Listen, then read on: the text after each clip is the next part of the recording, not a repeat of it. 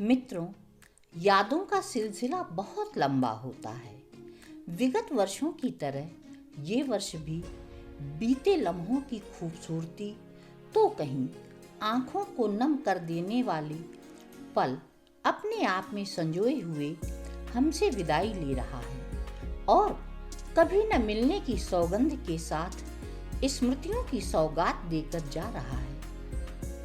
मित्रों, यादों का सिलसिला अपने आप में अनूठा होता है। स्मृतियां जीवन के एक एक पल के साथ हमारा साथ देती हैं। पीछे मुड़कर देखती हूँ तो याद आता है एक पावन तीर्थ जैसा हमारा संयुक्त परिवार, एक काव्यमय वातावरण। जी हाँ, काव्यमय। मेरी दीदियाँ बहुत अच्छी कविताएं और कहानियां लिखती थीं। उन्हें सुनकर और पढ़कर मैं बड़ी हुई। परिदेश की कहानी जैसी मनमोहक प्रेरणा मेरे साथ साथ चलती रही और जाने अनजाने में भी श्रोता से वक्ता और फिर लेखिका मैं भी बन गई। छुटपुट कविताओं और कहानियों से ये सिलसिला प्रारंभ हुआ और इसको निखार मिला आकाशवाणी में कार्यक्रमों की प्रस्तुति देते हुए। विद्यालय में मंचीय कार्यक्रमों की प्रस्तुति के साथ मेरे मनोबल को बढ़ाने में मेरे पति एवं बेटियों की अहम भूमिका रही है। तो बस शब्दों के अंकुर प्रस्फुटित होने लगे। लेखनी ने पुस्तकों का रूप लेना प्रारंभ कर दिया। पहली कृति तो यादों को ही समर्पित हो गई। संस्मरणों ने पुस्तक का रूप ले लिया और उसे मैंने नाम दिया स्मृतियों के पांखी। और फिर मन की हिलोर ने हिलोर लेकर काव्य संग्रह का रूप ले लिया।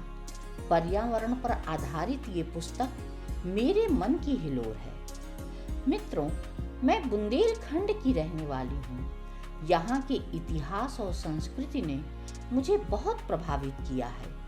परिणाम स्वरूप महाबली महाराज छत्रसाल के व्यक्तित्व एवं कृतित्व पर मैंने लिख डाला एक खंड काव्य, बुंदेलखंड का सूरज। देखा जाए तो 2022 मेरे लिए असीम संभावनाएं लेकर आया। मेरे लेखन कार्य में उत्तरोत्तर प्रगति हुई। मेरी पुस्तक बुंदेलखंड का सूरज का विमोचन इसी वर्ष हुआ। कोरोना काल में यदि एक ओर मायूसी थी तो दूसरी ओर सोशल मीडिया के विस्तार ने देश विदेश में रहने वालों को एक मंच पर एकत्रित कर अपनी प्रतिभा के प्रदर्शन के अवसर दिए। मैं भी साहित्यिक मित्र मंडल, काव्य गोष्ठी, रचनात्मक लेखन समूह, भारत माता अभिनंदन मंच, अनेक पटल से ऑनलाइन जुड़ी हुई हूँ।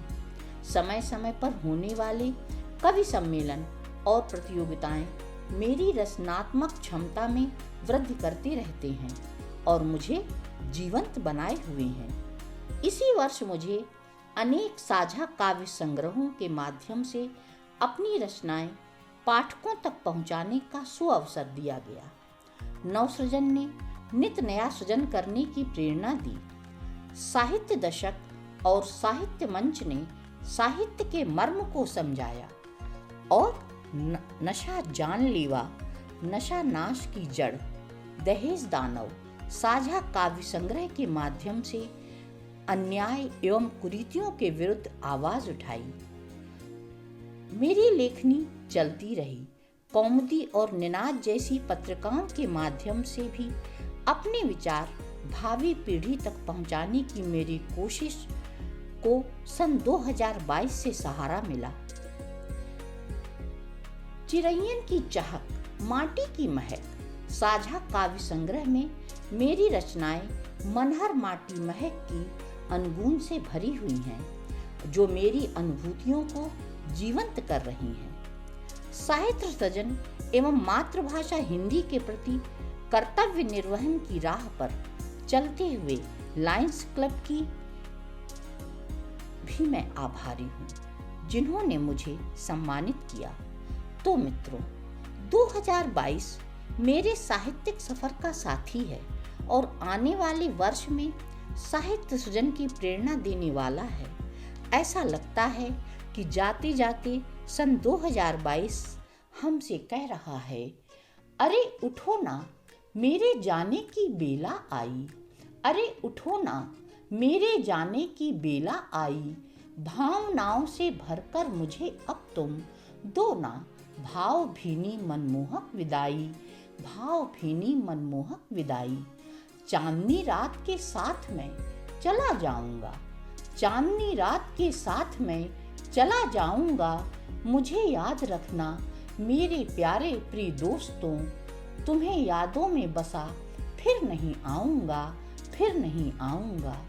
फूलों की खुशबू में मैं समा जाऊंगा। फूलों की खुशबू में मैं समा जाऊंगा। सितारों की चमक भी बनकर सदा तुम्हारी राहें भी रोशन करता जाऊंगा। तुम्हारी राहें भी रोशन करता जाऊंगा।